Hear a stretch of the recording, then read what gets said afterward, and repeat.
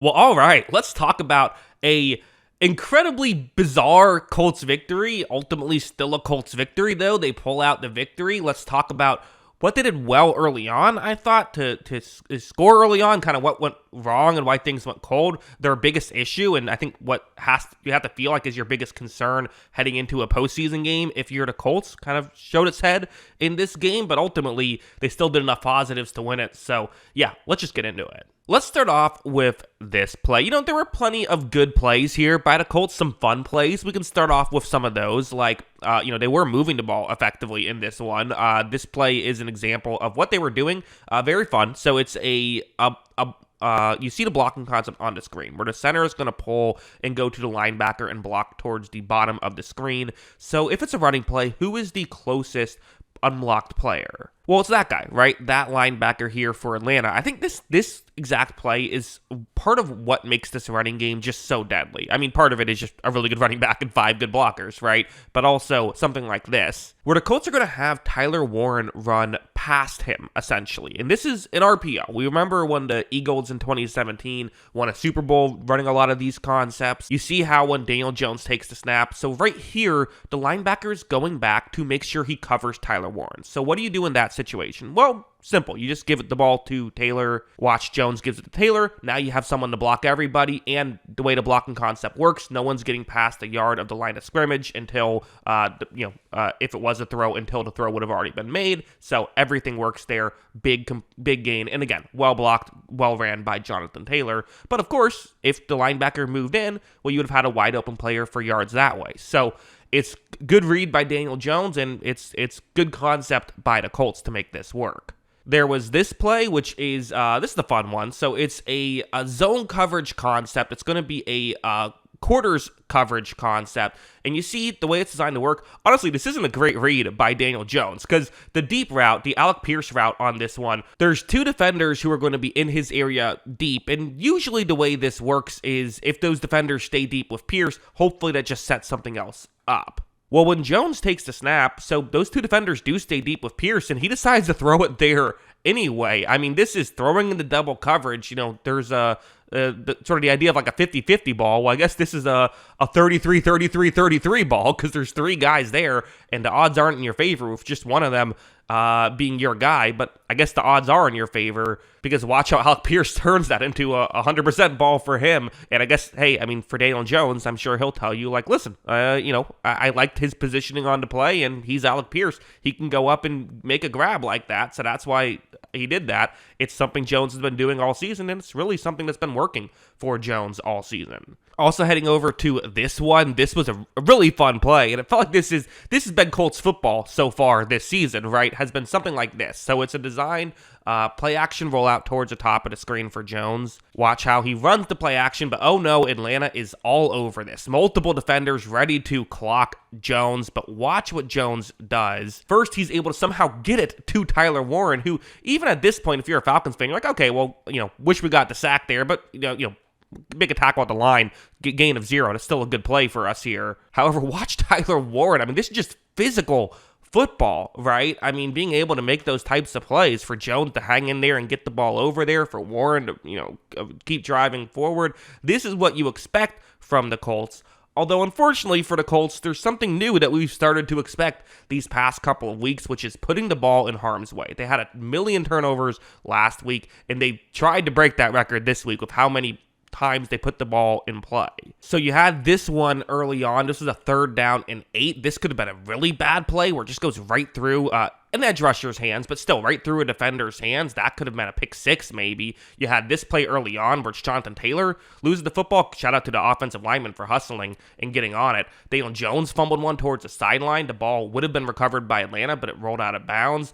This play, that one's a tough one by Jones. I'm going to pause it right here before the next play, but that last one was a tough play by Jones. Pressure came kind of right as he was throwing the football. Again, not all these are on the quarterback. Some of these are just good defensive plays. But, I mean, this is a lot of turnover-worthy plays that didn't result in turnovers, and we had some that did as well. So the reason why I wanted to pause it and talk about this one, you see how much pressure Atlanta is showing. They're not even trying to hide it. They're going to send pressure, and for Indianapolis, you throw the football quickly.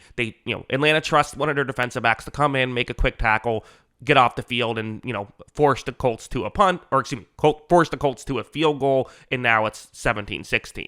Jones takes a snap, sees its pressure, and I don't know what he's doing here. I mean, it looks like there's a screen pass set up. Like, it's just not open. Protect the football. You can't just, when there's a blitz, you can't just have one hand on the ball that entire time. You're just asking to lose it, and honestly, he's lucky that wasn't a scoop and score. It very easily could have been. So just bad football there by Daniel Jones, and again, cost them points. The interception at the end of the half is whatever. I mean, you're trying to make a play happen, 3rd and 11. Like, I don't like. Again, it's going to count against the stats. It is what it is. This one's fine. The other plays are plays that can't happen. This one can happen. It's understandable. It was an ugly looking interception, I'll say that. Like, I don't get exactly what, I guess he thought his receiver was going to come back for the ball, and it didn't happen, so got to clean that up. But the actual, forcing the issue in that situation, 3rd and 11 with, under 20 seconds in the half, I have no issue with that, really.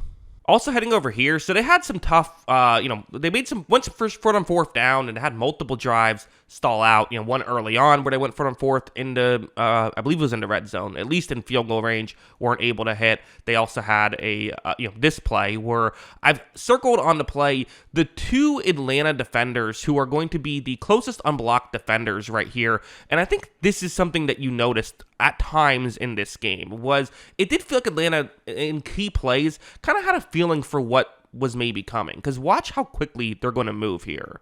I mean, look at how the second Jones is, it's looked like it might be a run to the left. They're there, which to me shows that, the Colts kind of took the ball out of Daniel Jones's hands at times in this game because he was turning the ball over too much. And I think that the defense caught wind of that and said, hey, on 4th and 2, they're just not going to trust their quarterback on this specific play here late in the 3rd quarter, which kind of allowed for Atlanta, in my opinion, to be able to make some plays like this. Of course, this play being such a huge play in this game, a 2nd down and 2, but they're currently in a situation where 6 minutes and 17 seconds left, down a point in the 4th quarter. Let's cut over to this angle, because this is really the better angle to show it.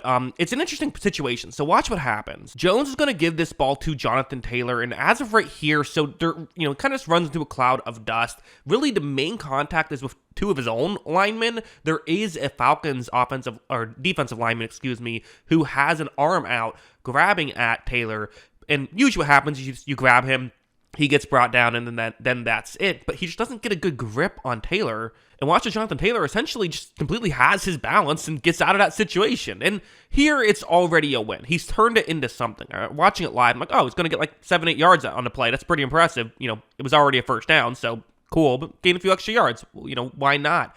But the issue is, this Atlanta defensive back cuts a little bit too far in, which is totally understandable. He thought the play was swallowed up. But now Taylor's just so explosive. Watch him. I mean, he can just outrun defensive backs, part of his true value. As of right here, another Falcons defensive back. But, I mean, he's got multiple guys he's going to have to get through if he's going to make a play. And as you see, I mean, well blocked, good hustle by the Colts. They take the lead. Of course, the Falcons would regain the lead, and eventually the Colts would find themselves in this situation. And this was, in many ways, it's not the play of the game, but this was one of the plays of the game, certainly. So for Daniel Jones, who, hasn't been playing great snap in and snap out, putting the ball in harm's way too much, faces this 3rd down and 21. He doesn't like what he sees. The team is down 3 points, so they need to make something happen here, right? You're not in field goal range, so you got to at least get a chunk of these yards. But watch Jones get outside the pocket. You're going to see some good blocking by Jonathan Taylor, and they're able to almost pick up the 4th down. They get to actually this spot, so it's 4th and 2, and you see Atlanta, kind of an underrated thing. I didn't talk about it a ton in this video, but it was a real factor, was Atlanta was blitzing a lot in this game, kind of trusting their defensive backs to cover one-on-one, and their defensive backs were really winning. So here, when Jones takes a snap, he's looking for Tyler Warren. I mean, just looking for, hey, it's essentially going to be a jump ball. Let's just give your big tight end a chance. That there's definitely logic behind it. And this is that logic. Watch Warren make the grab, breaks a tackle, picks up the 1st down. Even if they weren't able to get into the end zone, they get the game-tying field goal, win it in overtime. So ultimately, listen, those turnovers, you just feel like if you do that in the postseason, it's going to go poorly, right? But it also goes to show that they can play an imperfect game and still win. It helps that you have the MVP candidate, Jonathan Taylor, there. But even for Daniel Jones, I mean, he made plays when he had to. Tyler Warren made plays when he had to. Again, it's an offense that at its best is kind of a cohesive system, and here that's what they were able to do, I thought. So, good stuff here by the Indianapolis Colts, but also they got to clean up a lot of this too. I think all that can be true. So, yeah, those are my thoughts. What are yours? Let me know in the comments below. Always love hearing from you, and of course, as always, thanks for watching.